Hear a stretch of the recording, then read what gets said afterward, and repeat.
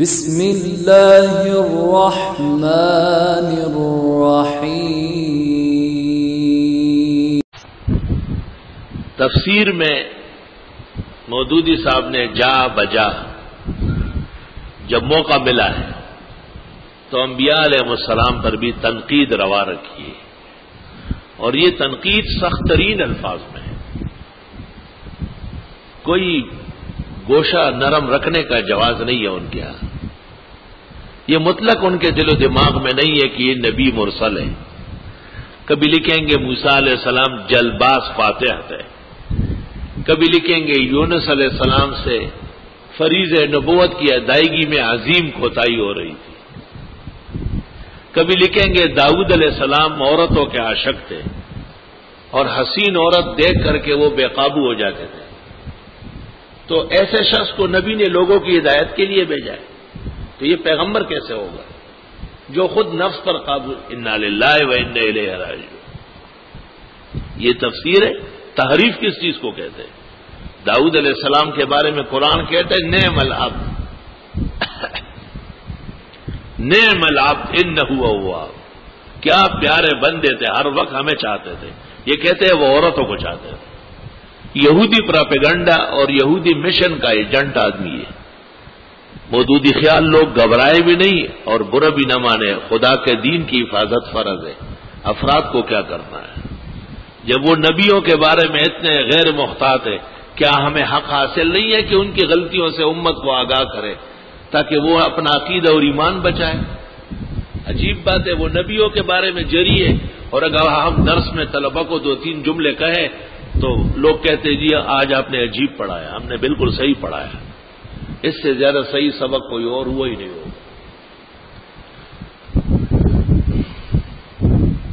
کبھی لکھتے ہیں داؤد علیہ السلام بری سوسائٹی سے متاثر ہو گئے تھے، کبھی لکھتے ہیں یوسف علیہ السلام ڈکٹیٹر تھے، ان کی حیثیت اٹلی کی مسولینی کی تھی، کافر کے ساتھ نبی کو تشبیہ ہے، کافر مطلق کے ساتھ۔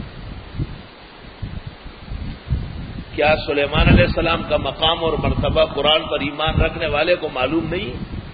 انبیاء کے بارے میں ایسا کلام چلتا ہے کیا؟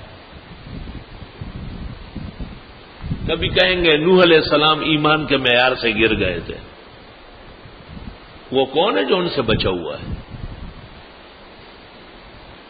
کبھی کہیں گے صحابہ کرام میں خود غرضی، لالچ، بخل، طمع، ہرس، ہر بیماری لکھ کر کے 8-10 بیماریاں کئی سب صحابہ میں موجود تھی۔ اتنا خراب اور برا تو آپ کے جماعت اسلامی کا بگوڑا کارکن بھی نہیں ہوگا جو آپ صف اول کے مسلمانان امت کو کہتے ہیں۔ یہ سب باحوالہ اور باصفہ ذکر کیا جائے گا، گھبرائے نہیں آپ۔ بہرحال تفہیم القرآن اسلام کی خدمت کے بجائے دشمنان اسلام کو تیز تلوار اور چرہ دینے کی ایک حربہ ہے، جس سے امت کے اکابر انتہائی ناراض ہے۔ عبد الماجد نے صحیح لکھا ہے کہ تفسیر جسے تفسیر کہنا مشکل ہے، وہ ایک غلط تاریخ ہے اور تلبیس پر مشتمل تحریف ہے۔ بعض لوگ کہتے ہیں کہ انہوں نے کتابوں کے حوالے سے کہا ہے، تو کتابوں کے حوالے سے کہا ہے لیکن قول کس کا ہے؟ ان تتبعون الا رجلا مسحورا، تم نئی پیروی کرتے ہو مگر ایک ایسے شخص کی جس پر جادو ہوا ہے۔ یہ کفار کا قول ہے، فرعون کا قول ہے۔ ان کتابوں سے لیا ہے جن میں اور لوگوں کے غلط اقوال تھے، ان غلط اقوال کو صحیح مقام پر نقل کر کے تلبیس ابلیس کی گئی ہے۔ خلافت و ملوکیت و تجدید و احیاء دین اور تفہیمات اور تفہیم القرآن، اور یہ وہ کتابیں ہیں جن سے امت کو نہایت صدمہ پہنچا ہے۔ آپ نے سنا ہوگا یہ جو جماعت کا امیر ریٹائر ہوا قاضی صاحب ہمارے، یہ قرآن شریف کو الہامی کتاب کا، آپ کو پتہ ہے الہامی کا لفظ یہ مرزا کے الفاظ ہے۔ قرآن الہام نہیں ہے، قرآن وحی ہے۔ الہام کیا ہوتا ہے؟ فَأَلْهَمَهَا فُجُورَهَا وَتَقْوَاهَا، الہام کا پہلا مرحلہ فسق و فجور ہے، الہام تو دلیل ہی نہیں ہے. الہامی کتاب الہامی اس لیے کہا تاکہ اس کی حقیقت الوحی، تریاق القلوب وغیرہ کتابوں کی گنجائش پیدا ہو جائے کہ مجھے بھی الہام ہوا ہے. اس کو الہام ہوا ہے نہیں، ہماری کتاب قرآن الہام نہیں، قطعی وحی ہے.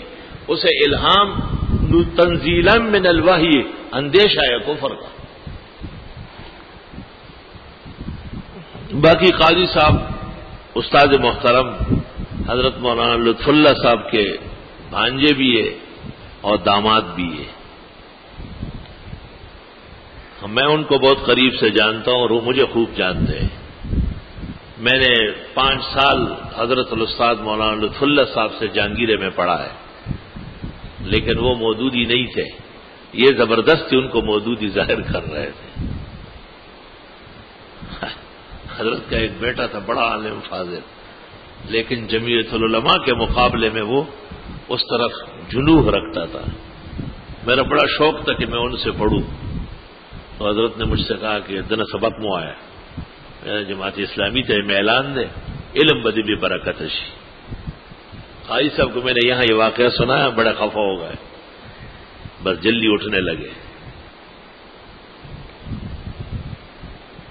اللہ اکبر و کبیرہ. ہمارا ان لوگوں سے کوئی سیاسی اختلاف نہیں ہے، دلیل و برہان کا ہے. اور وہ حق حاصل ہے ایک عالم کو کہ وہ جن جن مواضع اور مواتن کو مفسدہ سمجھتے ہیں ان سے آگاہ کر لے.